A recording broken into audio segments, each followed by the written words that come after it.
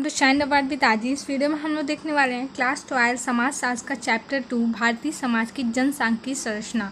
तो ये जो चैप्टर है ये आपका बहुत इंपॉर्टेंट है। इससे पहले वाला जो चैप्टर है भारतीय सामाजिक परिचय वो हम लोग कवर कर चुके हैं, उसके क्वेश्चन सभी देख चुके हैं। अगर जो आपने वो वीडियो नहीं देखी तो आपको उसका लिंक डिस्क्रिप्शन बॉक्स में मिल जाएगा, वहाँ से जाके देख सकते हैं। तो ये जो चैप्टर है भारतीय समाज की जनसांख्यिकी संरचना, इस चैप्टर के जितने भी मेन इंपॉर्टेंट पॉइंट हैं वो सारे कुछ हम लोग इस वीडियो में कवर करने वाले हैं। तो इस वीडियो को आप एंड तक देखिएगा और वीडियो स्टार्ट करने से पहले से लाइक कर दीजिए। तो चलिए स्टार्ट करते हैं। सबसे पहले आ जाता है जनआंख्यिकी का अर्थ। जो जनआंख्यिकी होता है वो होता क्या है, तो चलिए देखते हैं। तो जो जनआंख्यिकी है इसको इंग्लिश में कहते हैं डेमोग्राफी। तो डेमोग्राफी शब्द जिसका हिंदी में अर्थ जनआंख्यिकी होता है कि उत्पत्ति ग्रीक भाषा से हुई है, यहाँ पे ग्रीक होना चाहिए था। तो जो डेमोग्राफी है ये हमारा ग्रीक भाषा से लिया गया है। जो डेमोग्राफी है ये ग्रीक भाषा के दो शब्दों से मिलकर बना है, डेमास और ग्राफो। जो डेमास होता है इसका अर्थ होता है मनुष्य, जैसे कि जो मनुष्य होते हैं मानस होते हैं इनका, और जो ग्राफो होता है इसका अर्थ होता है लिखना या फिर अंकित करना।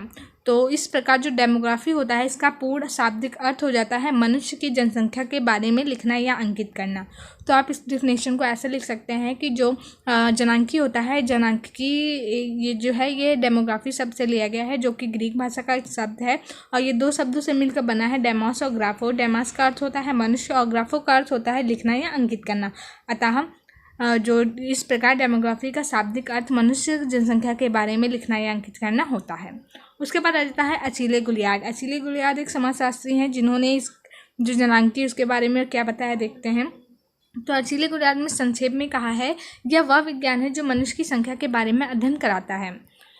उसके बाद हम लोग देखेंगे जनांकिकी की परिभाषा। पहले हम लोगों ने क्या देखा था जनांकिकी का अर्थ की मतलब जनांकी होता क्या है। अब हम लोग देखेंगे जनांकिकी की परिभाषा। तो जो जनांकी है इसकी सुनिश्चित व समान परिभाषा देना कठिन कार्य है क्योंकि एक विज्ञान के रूप में समाजशास्त्र की तरह यह एक नया विज्ञान है जिसका निरंतर विकास हो रहा है। तो क्या बताया गया है कि जो जनांकी है ये एक सुनिश्चित व समान परिभाषा देना कठिन कार्य है क्योंकि ये जनांकी जो है वो एक विज्ञान के रूप में निरंतर विकास कर रहा है, प्रगति कर रहा है और समय के साथ साथ इसमें नई विषय सामग्री का समावेश विद्वानों द्वारा निरंतर किया जा रहा है। भिन्न भिन्न विद्वान ने अपने अपने भिन्न भिन्न दृष्टिकोण के साथ अलग अलग परिभाषाएं दिए हैं, इसलिए अभी इस विज्ञान को एक निश्चित परिभाषा की सीमा में बांधना न सरल ही है और न ही उचित।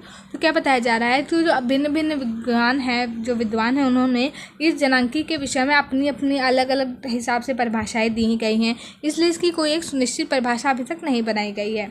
तो जो विद्वान हैं उन्होंने क्या परिभाषा दी हैं चलिए देख लेते हैं। पहले आ जाते हैं अचीले गुलियार्ड। इन्होंने जनांकी क्या बताया है। जनांकी एक गणितीय ज्ञान है जो जनसंख्या की सामान्य गतियों, भौतिक, सामाजिक, बौद्धिक एवं नैतिक दशाओं का अध्ययन करती है और कहीं अधिक विस्तृत अर्थों में यह मानव जाति का प्राकृतिक और सामाजिक इतिहास है।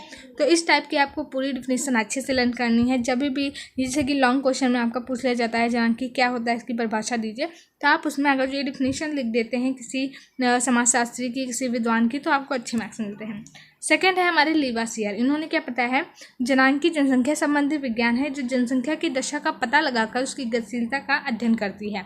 तो जो जनांकी है वो जनसंख्या संबंधी विज्ञान है जो जनसंख्या की दशा का पता लगाकर उसकी गतिशीलता का अध्ययन करती है। यह मुख्य रूप से जन्म, विवाह, यहाँ पे मृत्यु होना चाहिए था, जन्म, विवाह, मृत्यु एवं प्रवासिता है। साथ ही साथ उन नियमों की खोज भी करने का प्रयास करती है जो इस प्रकार की गतिशीलता का पर नियंत्रण करते हैं। तो ये था लीवासियर के अनुसार। तो ये दो डिफिनेशन थी हमारे दो समाजशास्त्रियों के हिसाब से। उसके बाद आ जाता है हमारा माल्थस का जनसंख्या का सिद्धांत। ये बहुत इंपॉर्टेंट है, ये बहुत बार पेपर में आ चुका है, ये बहुत इंपॉर्टेंट है, इसे देख लेते हैं।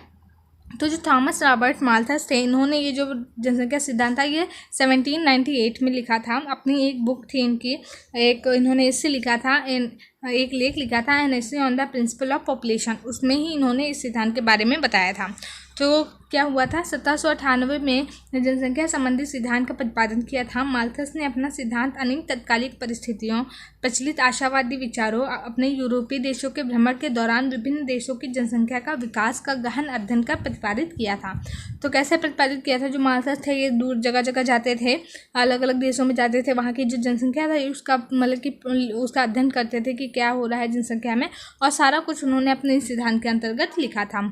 उन्होंने यूरोपीय देशों की बढ़ती हुई जनसंख्या तथा इससे उत्पन्न दुष्परिणाम से आतंकित होकर जिस जनसंख्या संबंधी विचार का प्रतिपादन किया उसे ही माल्थस का जनसंख्या सिद्धांत कहते हैं। तो बल्कि उन्होंने सारा कुछ देखा था जनसंख्या के बारे में, उसके दुष्परिणाम वगैरह, तो वही सब उन्होंने अपने जनसंख्या संबंधी सिद्धांत के अंतर्गत लिख दिया था। उसके बाद रहता है हमारा जनसांख्यिकी संक्रमण का सिद्धांत। ये दोनों सिद्धांत अलग अलग हैं और ये बहुत इंपॉर्टेंट है। तो ये जो जनसांख्यिकी संक्रमण का सिद्धांत है, ये क्या होता है? इस सिद्धांत का तात्पर्य है कि जनसंख्या वृद्धि आर्थिक विकास के समग्र स्तरों से जुड़ी होती है। बल्कि आर्थिक विकास के समग्र स्तरों से मतलब कि जो भी हमारा आर्थिक विकास होता है उस पर जनसंख्या का बहुत अधिक प्रभाव होता है, एवं प्रत्येक समाज विकास से संबंधित जनसंख्या वृद्धि के एक निश्चित स्वरूप का अनुसरण करता है। और जो प्रत्येक समाज होता है वो जनसंख्या के बल्कि जो भी समाज होता है उस पर जनसंख्या की बढ़ने और घटने का दोनों का ही प्रभाव निश्चित रूप से पड़ता है। जनसंख्या वृद्धि के 3 बुनियादी चरण होते हैं। वो कौन से होता है? प्राथमिक अवस्था में आते हैं अल्प विकसित देश, बल्कि जो कि अल्प विकसित हैं, जैसे कि अफ्रीका। द्वितीयक अवस्था होती है, वहाँ पे होते हैं विकासशील देश। विकासशील देश कैसे हैं? जैसे कि हमारा भारत, पाकिस्तान, जो कि विकास की तरफ बढ़ रहे हैं, निरंतर विकास की तरफ अग्रसर हैं, प्रगति कर रहे हैं। तृतीय अवस्था होती है विकसित देश, जो विकास कर चुके हैं, जो विकसित हैं, जैसे कि अमेरिका, ब्रिटेन वगैरह, ये सारे विकसित देश होते हैं। तो ये 3 चरण होते हैं। उसके बाद रहता है हमारा भारत में गिरता हुआ स्त्री पुरुष अनुपात। ये भी बहुत इंपॉर्टेंट क्वेश्चन है, ये प्रीवियस ईयर में पूछा गया है। तो इसमें क्या होता है कि स्त्री पुरुष अनुपात जनसंख्या के लैंगिक या लिंग संतुलन का एक महत्वपूर्ण सूचक है। ऐतिहासिक दृष्टि से स्त्री पुरुष अनुपात स्त्रियों के पक्ष में रहा है, अर्थात 1000 पुरुषों के पीछे स्त्रियों की संख्या आमतौर पर 1000 से कुछ ऊपर ही रहती है। परंतु भारत में स्त्री पुरुष अनुपात पिछली 1 शताब्दी से कुछ गिरता जा रहा है। तो इसमें क्या बताया गया है? जो स्त्री पुरुष अनुपात होता है वो लिंग संतुलन का एक महत्वपूर्ण सूचक होता है। और जो ऐतिहासिक दृष्टि से अगर जो देखा जाए, मतलब कि पिछले प्राचीन काल में देखा जाए, तो जो स्त्री पुरुष अनुपात होता था वो स्त्रियों के पक्ष में होता था, मतलब कि जो स्त्रियाँ होती थी वो पुरुषों से अधिक होती थी, ज़्यादा होती थी। लेकिन अब जो 1 शताब्दी से देखा जा रहा है, जो स्त्री पुरुष अनुपात है उसमें स्त्रियों की संख्या घटती जा रही है। जैसे कि अभी प्रेजेंट टाइम में 2011 की जनगणना के अनुसार 1000 पर 943 या कुछ इस टाइप से करके है। और जो पहले होता था तो पहले 1000 पुरुषों पर स्त्रियों की जो संख्या थी वो अधिक ही होती थी।